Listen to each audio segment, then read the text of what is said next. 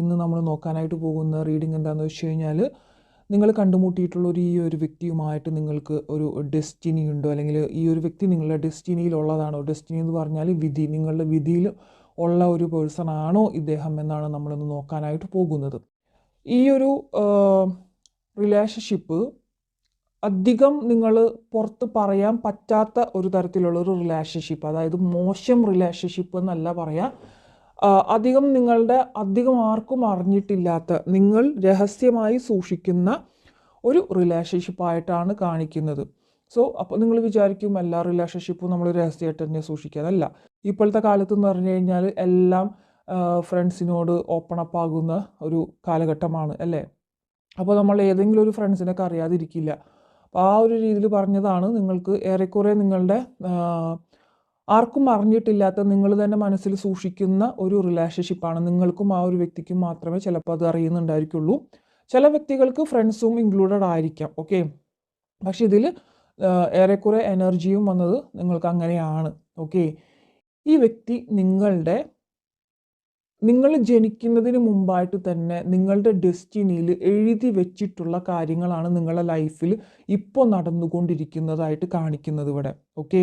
Already അവിടെ എഴുതി വെച്ചിട്ടുണ്ട്. നിങ്ങളുടെ സോൾ എഗ്രിമെൻറ്റിലുള്ളതാണ് ഈ ഒരു വ്യക്തിയെ കണ്ടുമുട്ടുക എന്നുള്ളത്.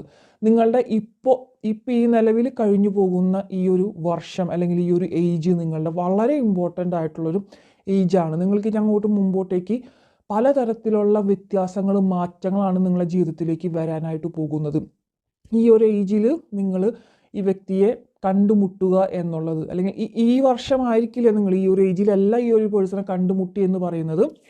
പക്ഷേ നിങ്ങൾ കണ്ടുമുട്ടിയിട്ട് കുറച്ച് ആയിട്ടുണ്ടായിരിക്കണം. പക്ഷേ ഇപ്പോൾ കടന്നു പോയിക്കൊണ്ടിരിക്കുന്ന ഏജസ് എന്ന് പറഞ്ഞത് നിങ്ങൾ ഈ ഒരു വ്യക്തിയുമായിട്ട് എന്താ പറയുക, ഡീല് ചെയ്യേണ്ടതായിട്ടുള്ള ഒരുപാട് കാര്യങ്ങളെ ഇവിടെ കാണിക്കുന്നുണ്ട്. എഴുതി വെച്ചിട്ടുള്ള വ്യക്തി തന്നെയാണ്, ഓക്കെ. നിങ്ങൾക്ക് ഈ ഒരു വ്യക്തിയെ കണ്ട മാത്രയിൽ, അല്ലെങ്കിൽ ഒരു ഫിസിക്കൽ അപ്പിയറൻസ് അല്ല ഇവിടെ പ്രാധാന്യം കൊടുക്കുന്നത് ഈ ഒരു റിലേഷൻഷിപ്പിനും. എന്തോ ഒരു ഇന്നർ കണക്ഷനാണ് നിങ്ങൾക്ക്, എന്താ പറയുക, ഭയങ്കരമായിട്ട് കാന്തികമായിട്ട് ഇങ്ങനെ അടുപ്പിക്കുക എന്നൊക്കെ പറയില്ല, അത്തരത്തിലുള്ള റിലേഷൻഷിപ്പാണ്. ഇവിടെ ഏജ് ഡിഫറൻസ് എന്നുള്ളത് നന്നായിട്ട് എനിക്ക് വ്യക്തമായിട്ട് ഇവിടെ കാണിക്കുന്നുണ്ട്. നന്നായിട്ട് തന്നെ ഏജിൽ ഡിഫറൻസ് കാണിക്കുന്നുണ്ട്, ഓക്കെ. ഇപ്പോൾ പുരുഷന്മാരും ഒരു ബോയ് ഓർ ഗേൾ ആണെങ്കിൽ, അല്ലെങ്കിൽ ഒരു സ്ത്രീയും പുരുഷനാണെങ്കിൽ, സ്ത്രീക്ക് പ്രായം കൂടുതലും പുരുഷന് പ്രായം കുറവുമായിരിക്കണം. അല്ലാന്നുണ്ടെങ്കിൽ പുരുഷന് കൂടുതൽ ഒരു ഏജ് ഡിഫറൻസ് ഒരു 10-20 ഡിഫറൻസ് ഉണ്ടായിരിക്കണം ആ ഒരു ലേഡിയെ കാട്ടി, ഓക്കെ. ഏജ് വളരെ വ്യക്തമായിട്ട് ഇവിടെ കാണിക്കുന്നുണ്ട്, ഓക്കെ. അധികം പരിചയമില്ലെങ്കിൽ പോലും നിങ്ങൾക്ക് കണ്ട മാത്രയിൽ തന്നെ എന്തൊക്കെയോ അറിയാം, അല്ലെങ്കിൽ നിങ്ങളുടെ ആരോ ആണ്, വല്ലാത്തൊരു അട്രാക്ഷൻ, അങ്ങോട്ടും ഇങ്ങോട്ടുമുള്ളൊരു കണക്ഷൻ നിങ്ങൾക്ക് പരസ്പരം അങ്ങോട്ടും ഇങ്ങോട്ടും തോന്നിയിട്ടുണ്ടായിരിക്കണം ഈ ഒരു വ്യക്തിയുമായിട്ട്.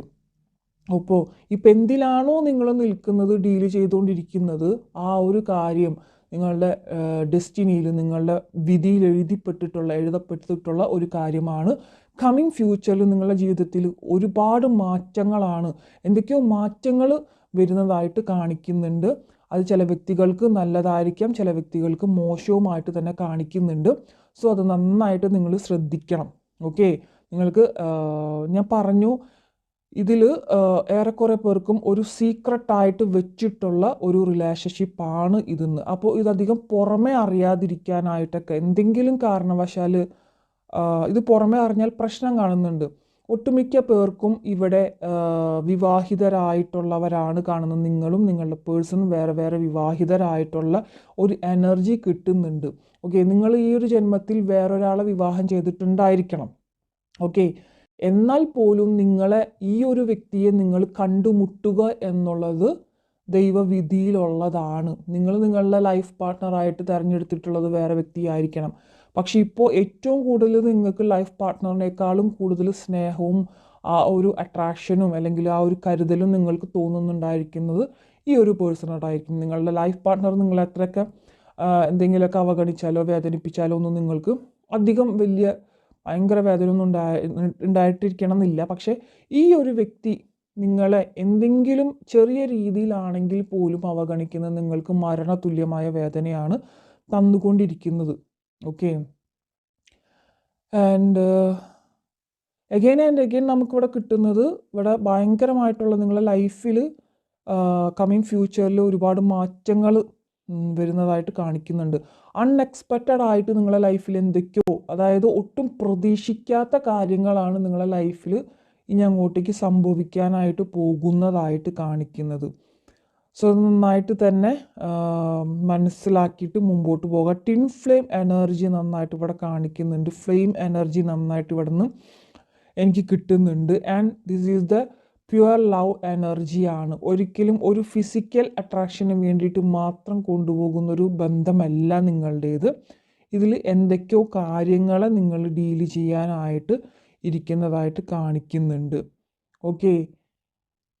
ആൻഡ് ഇവിടെ എനിക്ക് എനർജി കിട്ടുന്നത് കുറച്ച് നിങ്ങൾക്ക് ഇപ്പോൾ ഓപ്പോസിറ്റ് എനർജി കൂടുതലായിട്ടും വന്ന് നിൽക്കുന്നുണ്ട് നിങ്ങളുടെ ഈ ഒരു റിലേഷൻഷിപ്പിൽ കേട്ടോ.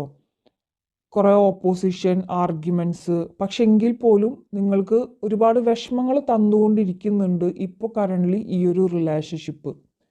കറൻ്റ്ലി അങ്ങനെയുള്ളൊരു സിറ്റുവേഷൻ കാണിക്കുന്നുണ്ട്. പക്ഷേ എങ്കിലും എത്രയൊക്കെ നിങ്ങൾ ആ ഒരു റിലേഷൻഷിപ്പിൽ നിന്നുകൊണ്ട് വിഷമിക്കുന്നുണ്ടോ, ഈ കഴിച്ചിട്ട് ഇറക്കാനും പറ്റുന്നില്ല, മധുരിച്ചിട്ട് തുപ്പാനും പറ്റുന്നില്ലാത്തൊരവസ്ഥയിലാണ് നിങ്ങൾ പോയിക്കൊണ്ടിരിക്കുന്നത്.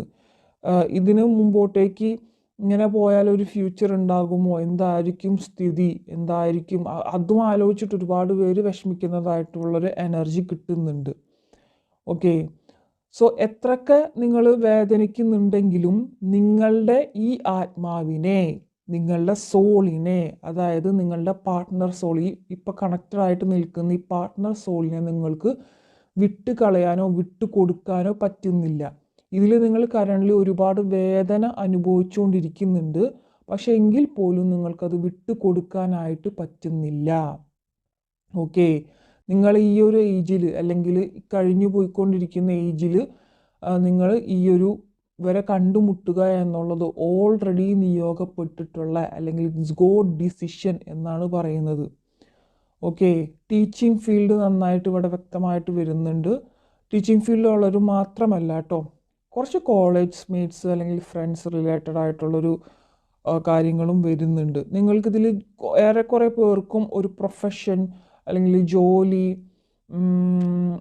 എന്താ പറയുക, എഡ്യൂക്കേഷൻ എന്നിങ്ങനെ എന്തെങ്കിലും കണക്റ്റഡ് ആയിട്ടുണ്ടായിരിക്കേണ്ട ഒരു വ്യക്തികളായിട്ടും കാണിക്കുന്നുണ്ട്. ടീച്ചിങ് ഫീൽഡ് എന്തുകൊണ്ടോ എനിക്കിവിടെ വരുന്നുണ്ട്. ഓക്കെ. ആൻഡ് പെറ്റ്സ് ലവേഴ്സാണ് കുറേ പേരൊക്കെ, അങ്ങനത്തെ ഒരു എനർജി ഇവിടെ കിട്ടുന്നുണ്ട്. ആൻഡ് തീർക്കാൻ പറ്റാത്ത, അല്ലെങ്കിൽ നിങ്ങളെ കൊണ്ട്, നിങ്ങളുടെ ഈ രണ്ടാത്മാക്കളെ കൊണ്ട് തീർക്കാൻ പറ്റാത്ത എന്തൊക്കെയോ ഇപ്പോഴും കർമ്മമായിട്ട് അവിടെ ബാലൻസ് ആയിട്ട് കിടക്കുന്നുണ്ട് എന്ന് കാണിക്കുന്നുണ്ട്.